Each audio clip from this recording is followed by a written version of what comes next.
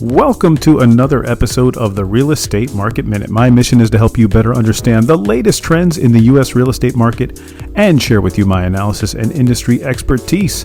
I want to help you gain an advantage and feel confident whenever you're buying and selling real estate. I'm your host, Mark Salib. I'm a passionate real estate professional, advisor, and investor, and I love what I do. Follow and DM me on Instagram at The Salib Group. Send me an email, mark@thesalibgroup.com. And as always, thank you for tuning in to today's show. I came across a post from an Instagram account at Real Estate listing what they called the 10 U.S. cities quietly booming in 2026 based on increase in home values. And it is an interesting list, but I think the story is a little bit deeper than just naming what these cities are.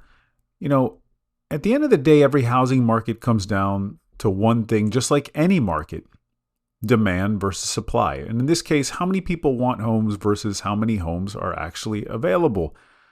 And I think what people miss is that, you know, if demand rises faster than supply, well, prices rise.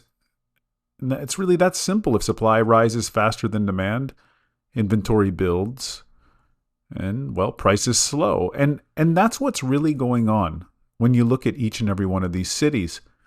All right, let's start with the number one city on this list, and it's Hartford, Connecticut. Hartford is a story where I think the Northeast housing shortage and affordability is spilling over, and people are simply migrating from those areas where there are shortages, where there are affordability issues, places like New York and Boston. And Hartford, it has that demand because of that, right? You know, Hartford, it's known for healthcare, finance, insurance. And I think that it's one of those beneficiaries from a place where you get that spillover from places like New York and Boston. How about Providence, Rhode Island? Number 2 made the list as well. Again, another great example of an overflow market, a migration market. A lot of folks, you know, moving from places like Boston and finding themselves in Providence, Rhode Island. Again, Providence is a great town, known for great universities. A lot of young professionals there. And it just gives more affordability, gives that entry point for first-time home buyers, right? Especially compared to a place like Boston. Now, let's see what else. Number 3, Knoxville, Tennessee made the list. You know, Knoxville, I think, has a lot of demand. You know, Tennessee in general, but Knoxville, definitely remote workers. I think people looking for lifestyle, University of Tennessee. But you got multiple demand sources kind of all at once going on there. Number 4 on this list was Spartanburg, South Carolina. A lot of industry, a lot of manufacturing growth there, supply chain, factory jobs. You know, again, just, you know, more jobs, and people go where there are jobs. You got real job growth, and that always creates housing demand because people come into work. They need a place to live. Number 5 on the list was Boise, Idaho. Now, Boise's interesting because Boise was sort of like a pandemic boom town.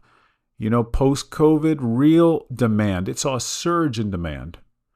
And it went through a stabilization process, and now you're seeing demand come back, although stabilizing. But Boise's doing quite well. Lots of remote workers. A lot of lifestyle migration there. Technology. You know, folks that want to be remote workers, they want to live anywhere. They're choosing places like Boise, Idaho. All right, number 6 on the list was Fort Wayne, Indiana, another town doing just terrific here. Home values rising there. Fort Wayne, Indiana.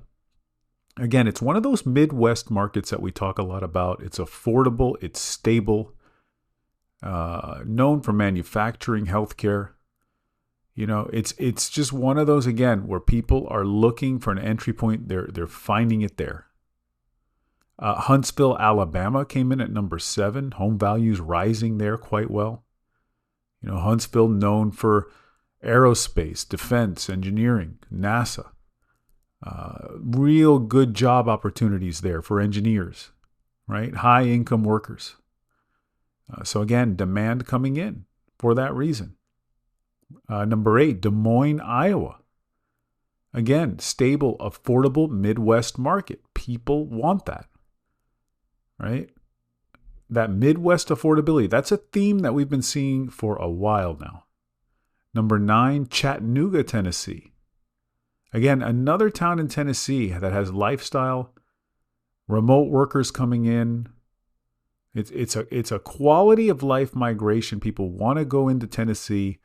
They want that lifestyle. It's still somewhat affordable, and it's doing really, really well. And then the list gets rounded out with Madison, Wisconsin. Again, Wisconsin, known again for healthcare, research. You got the University of Wisconsin in there. A lot of highly educated workers. And demand is good. Again, good jobs, good opportunity, people coming into work. And you need housing, right? Now, the important thing here, I think, to remember is, how do you know whether a market is just starting to boom or is in the middle of a boom or it's already overheated or even cooling down? Because, these lists, they come out and they tell you, oh, it's all booming in these, very cities that I just went over, this top 10 list. And you see an Instagram post and you go, well, that's where I got to invest. That's where I'm going. But again, you got to know where it is in the story. Because sometimes you get there and it's too late. And we saw this happen in places like Austin, Miami, right? Tampa, Phoenix, where a lot of folks just came in too late. And the first thing I look at is inventory level, right? How many homes are available? You got to look at month supply, active listings. What's the inventory look like? If inventory is still very low and demand is rising, well, then you're in the early stages, right? Early to middle innings, to use the baseball analogy. If inventory is normalizing, right, but prices are still rising, well, then maybe you're in the middle innings somewhere. But if inventory is surging and you start to see price cuts rising, well, then you might be in the late innings, right, or already cooling off. The second thing I look at is population and migration. Are people actually moving there? And the best places, I think, to look for that is look at the U.S. Census data, look at IRS migration data, even U-Haul reports. U-Haul, the moving company, they put out reports showing you exactly where people are coming and going throughout the U.S. These moving company trends are very, very telling. So where are you? What inning are you in? Well, if migration is just starting to accelerate, then again, early innings, early stages. If the city is already nationally known and everyone's talking about it, I'd be careful, right? And maybe you're in the middle to late innings. All right, what else? I look at job growth. Are jobs being created in this city? What industries are growing? Are factories coming in? And is it diversified? Are incomes rising?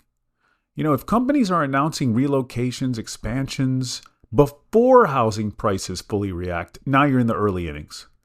Now you got an opportunity. But if job growth is strong and housing demand is already showing up, you're maybe in the middle of the whole thing, right?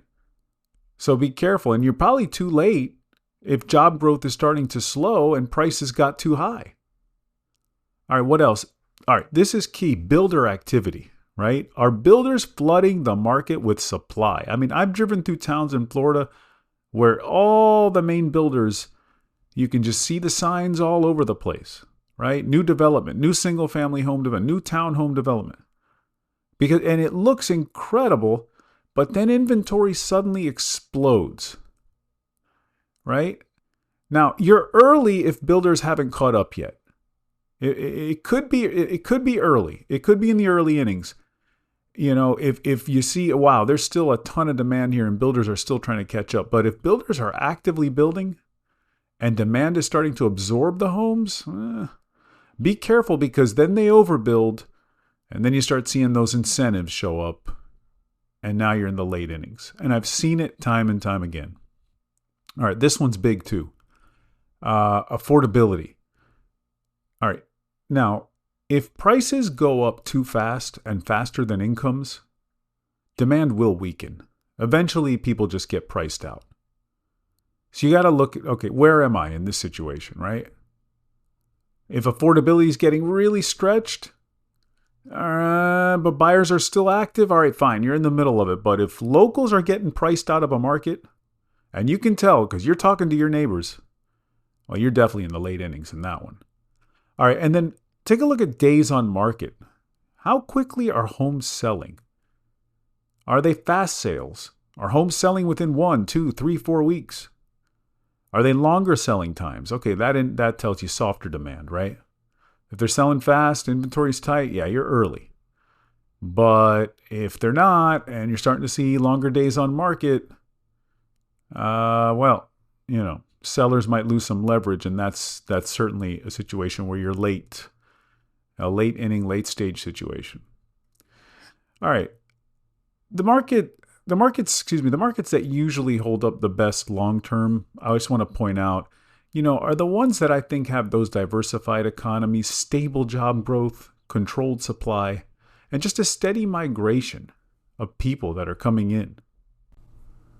But I want to bring this up. Be careful of overbuilding. I mentioned it earlier. A city can have population growth, but it can still become a weak housing market if builders overbuild. I've seen this in the Miami condo market quite a bit. You get a flood of people moving in for whatever reason, retirees, job growth, people looking for a different lifestyle, whatever it is. You get that strong demand. You see it in Florida often. Tons of excitement. Developers just start overbuilding. They build too much supply, and then all of a sudden, especially in the condo market, I've seen this, right? And then the condos just start sitting there. So you can't just look at demand. You got to look at demand versus supply. Migration matters, job matters, but if supply floods the market faster than buyers can absorb it, that market changes real quick, and it happens almost overnight sometimes.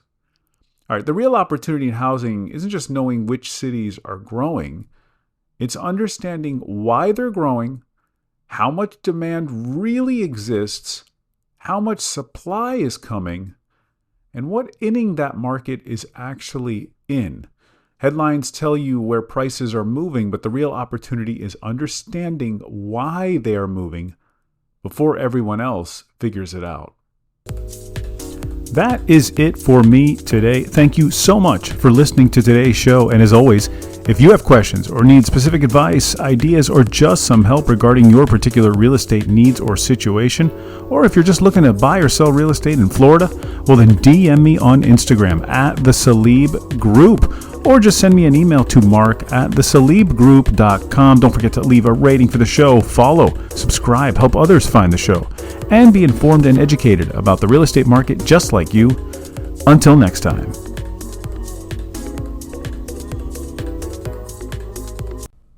Before we end today's show, stop what you're doing and subscribe right now to Real Estate Market Minute Plus.